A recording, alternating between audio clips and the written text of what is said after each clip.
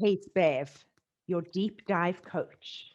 And this month, we're diving deeper by softening.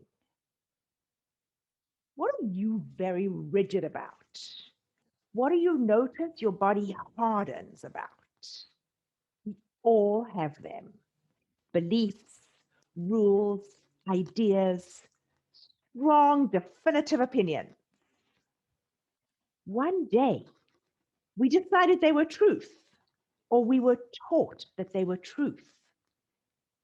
And now, because we don't question them, whenever these definitive opinions are violated, we become rigid.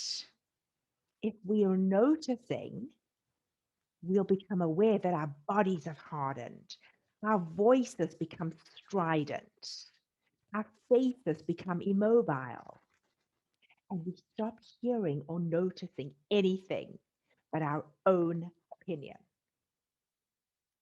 For those of us like you and me who want to dive deeper into our growth, these opportunities are treasures.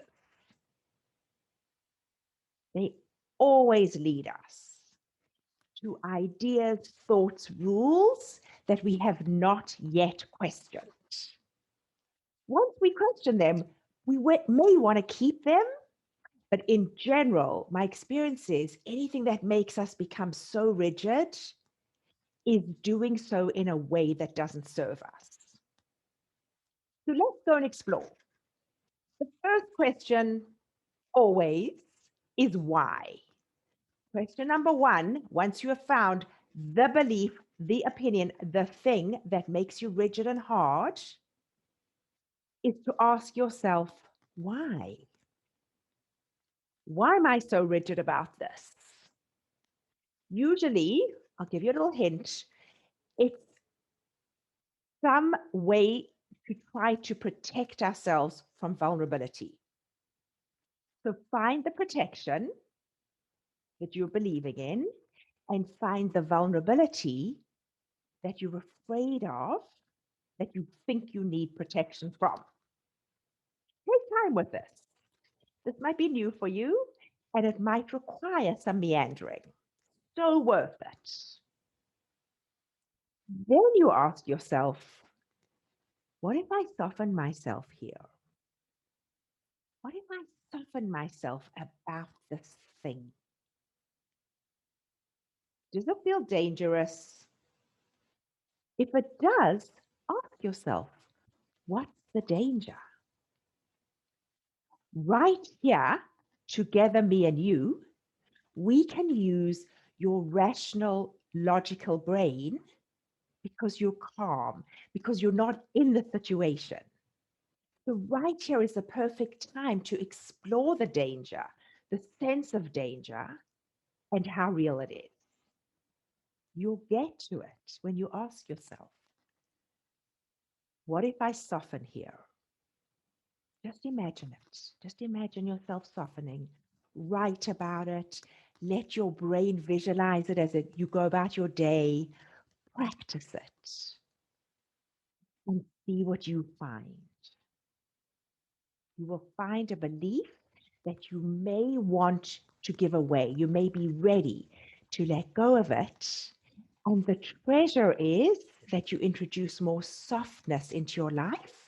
And when we're soft, we're open, and it's where all the magic can come in. So I'll share my own personal story with you that happened yesterday. Very timely exercise for me. My husband and I were out biking. I'm sure many of you might know this about me, but my favorite summer date is a full biking day with my husband, where we bike on a trail, as little road as possible, stop somewhere for a nice lunch, bike home. So this summer, I treated myself to an e-bike. Not actually an e-bike, I discovered a pedal-assisted bike. So the fun part is I can bike as long as I like, and I'm still doing all the work, but when I need a boost, I get a boost. Amazing. My husband is a much stronger and faster biker than me. So usually I'm kind of always, worried, will he want to go further? Will I get tired? Will there be a hill or many hills on the route he chose? And am I holding him back? Now I got an e-bike. I didn't have to worry about it. We had the best time. We chose this route, 50 Ks to this beautiful little town called Elora that we both love, and then 50 Ks home. I think like 2 Ks of it was on road. Unbelievable. So the first 50 Ks were fantastic. I kept up with him. We went at his pace instead of mine. The wind was in our backs, exhilarating, had the best time. And the bike I bought should have had enough range to get us there and back. But about 7 Ks until we got to our location, the battery was showing red, which made me feel very panicky because I didn't know how I was going to get home. 50 Ks on the way back. And he had taken responsibility for charging my bike. I had said the night before, I'm going to charge it. It needs 4 hours. And he said, I'll do it in the morning. It's already got some charge, whatever, right? So now it's red. I'm a little panicky. And I say to him, it's going red. I don't know if this bike's defective or how long did you charge it for? And so he kind of got defensive and cagey. He's like, I don't know, a few hours. I'm like, when did you put it in? And he sort of got like irritable. When I woke up, what time did you woke up? Okay, getting defensive. So I became completely rigid. And then we ended up having a fight and it spoiled dinner. And it really ruined this beautiful, beautiful day. He was trying to explain himself. I wasn't listening. That's his thing. That, drives him crazy. And so I did this exercise. And what I found was I have this rule: adult men should not get defensive. It's a pretty bad rule to have because all people get defensive sometimes, right? And like the other part of it is they should own up to what they do. So the problem is then when my husband, or I guess another adult man that I'm around, it's mostly my husband, does get defensive and doesn't own up to what they do for whatever reason, it makes me rigid and it ruins our experience. Worth looking into, right? Why?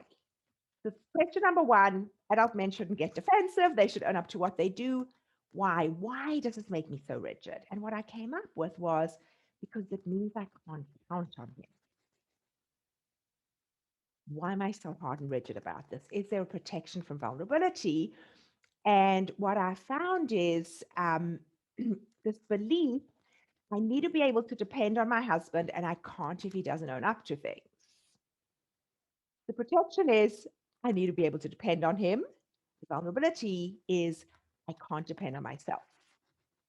So that led me to such an interesting exploration in my own deeper dive of growing up in South Africa, which was a very sexist society, including all the other isms that it was, and this belief that you always need to like rely on the man always needs to take care of things, which makes no sense. I live in Canada now. My husband is very feminist, so am I. Our household is very egalitarian, but I was kind of still holding this. And so that made me so rigid because I felt like, well, if he's not going to protect me, I would have to protect myself. There's no danger. Eva, and especially in this situation, we figured it out. He biked back. I stayed at this beautiful hotel. He came back and got me. None of it was a problem, other than my hardness and rigidity, which led to all of these behaviors on my part. So then I asked myself, what if I softened myself in this regard? What if I softened this belief that adult men should never get defensive? And what came up for me was it would be amazing. Does that feel dangerous? The next question, no. What's the danger? No danger. Now, it might be different for you. You might say, yes, it does feel dangerous, and then you want to do the exploration of what's the danger. Or you might just discover there's no danger. I just hadn't thought about it when I was calm and rational to realize there is no danger if I soften in this regard. And the last question I asked myself, right, which was the same as earlier, what if I soften here, which is the last question in this deep dive? And I came up with such a beautiful scenario. We would have a conversation. Either I'd ask him to just like lay down the defensiveness and talk to me about this and figure out what we think happened. Or even more beautiful, I might say, hey, what's going on with you? You seem a little defensive. Is everything okay? Tell me what's going on. And either way, we'd have a true connection, and I would have a true connection with my deepest self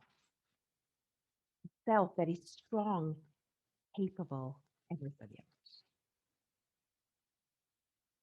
Take your time with this one, and I wish you a beautiful month of diving deeper by softening.